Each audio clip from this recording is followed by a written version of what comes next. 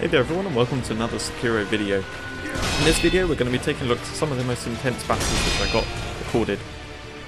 This is my fourth and final Sekiro video which I'm bringing out. If you want to go see the other ones, including one which talks a little bit more about the mechanics of the game, go look in the links in the description. It's the mini-boss one which I talk about how the game works. I'm not going to go into details on that here, we're just going to have a look at the combat.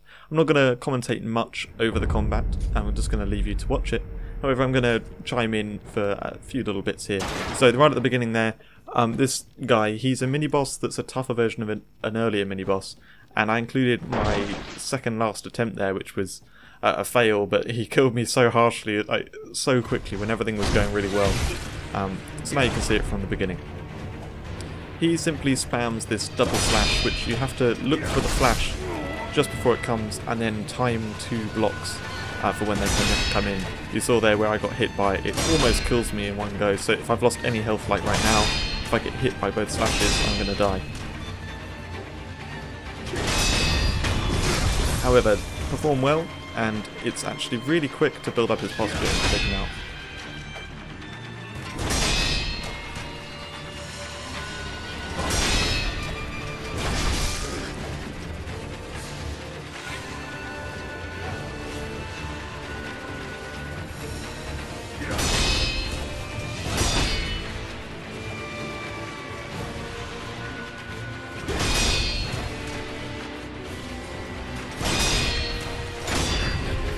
He was so close, I was able to do one quick slash to get him all the way up.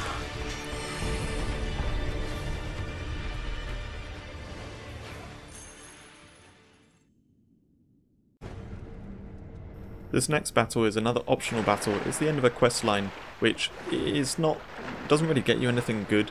However, it gives you this challenge fight, so I definitely wanted to do it. This enemy is like one of the endgame toughest enemies. If you watch the mini-boss video, you'll know that the hardest mini-boss in the game comes with another enemy. This guy fights very much like that enemy, however he has a few extra attacks, and he's generally just a lot more powerful, a lot more tanky. He blocks almost everything you do, and yeah, it's a real challenge. The space you fight him in as well is not that big, so you have to play really carefully.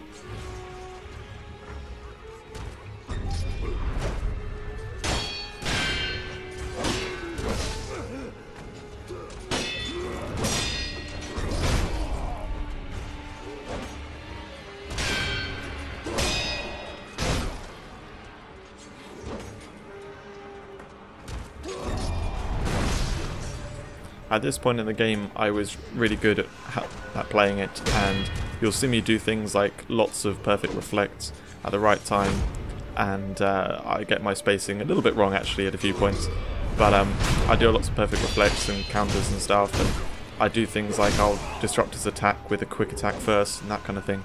However, it's definitely not perfect play, and he gets me with quite a few things. Like I said, the spacing is tricky, and trying to keep the pressure on him is incredibly difficult. Later on you'll see he tries to recover his posture like just there, and if you try and back off at all, which is generally the way to face this guy, it's impossible to get in and take out his stop him from recovering posture.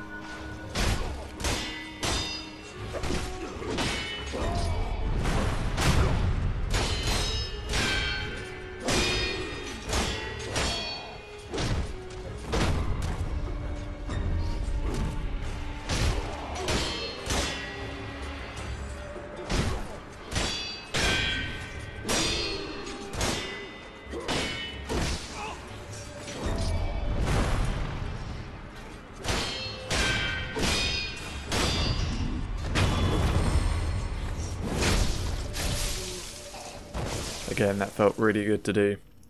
That guy, I think, is probably the best example in the game of all the mechanics coming together really, really well. I think that's the game at its finest. Not necessarily that clip showing it, but certainly from fighting that guy a few times, it's really great showing the clashing of swords and everything coming together, bringing together all the best parts of the mechanics. This next fight here, this is fighting a very different boss to lots of the other bosses.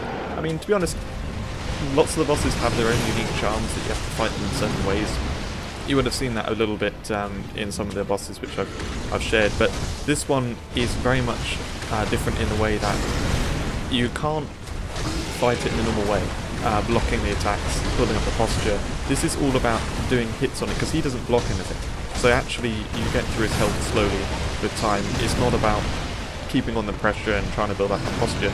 It's just about trying to avoid his attacks, block his attacks, and then getting in the chip hits when you can. Also running around a lot, which is very different to standing there and sort of timing your blocks. But his attacks are absolutely mad and really just relentless. If you can get around behind him, which you'll see me do a lot of the time, he's not so bad. Also, I think this is one of the bosses in the game which a lot of people have trouble with because it is so intense and it's different from the other ones. It's got that crazy grab attack which I swear just grabs you wherever you go. So anyway, I think this was determined to be sort of one of the tougher bosses in the game. So there's actually lots of things in the game which this boss is weak to. And there's a fight which you can do as well, which is, I would argue, easier than this, and I think many others would, where you face this boss and also its second stage. You face two versions, at the same time, yeah, two apes at the same time, and basically that's the case of you use the stuff that they're weak to, and then you can kind of deal with them more easily. This one is a kind of more intense single fight where you can't really overpower it quite so easily, but you can certainly play well against it. So while this is playing out, I just want to say there are two bosses which I would have quite liked to share in videos, and I think I might have actually saved clips of them both. One of them is the final boss, which is without a doubt the toughest boss in the game. It just brings together everything beautifully, and it's an insanely long boss fight which has 4 stages, they're each being pretty unique, and the first one is very easy, but it's still, you know, it's kind of like you practice and then you get perfect at it, but it's certainly not kind of tutorial level easy. Yeah, if you play the game you'll get the joke there as well. So that boss I would have liked to include, however I didn't get a good video clip of me facing it. It just wasn't so entertaining to watch. The other one is this boss called Demon of Hatred. That is definitely among the sort of top 5 toughest bosses. However, my video clip of that, if I took one, I can't remember if I did, was just pretty dull because it's very much like this boss fight in that it's not about blocking and parrying attacks, it's about just basically running around and getting in chip hits and dodging stuff by running to certain places and dodging in certain directions, and it's very much more like Dark Souls, which I enjoyed lots, but to watch it, it just looks like I'm hugging his bum the whole time and poking him a little bit. So anyway, it's not so exciting. This boss fight is far more interesting in terms of how you fight it. Anyway, I'm going to be quiet now while we do the second stage of this boss fight. For anyone who hasn't played the game, this boss is being controlled by a centipede, which, if you look at its movement, it's meant to be moving like a centipede and attacking like one too.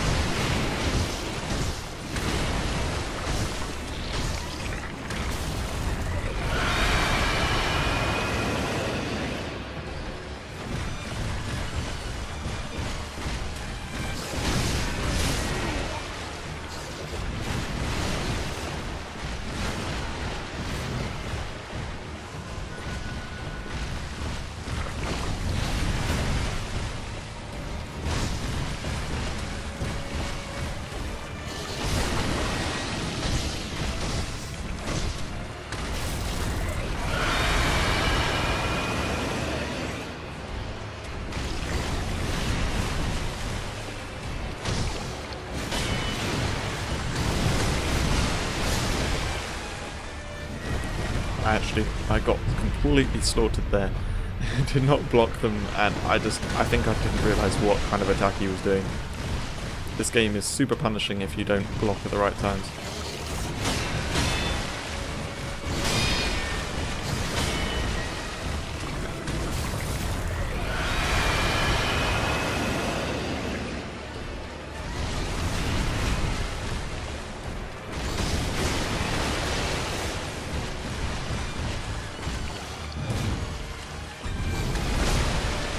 Attack is so weirdly a slice downward. I did say downward slice. It's like a on the ground slice that you meant to jump over. Looks so much more like a slam down.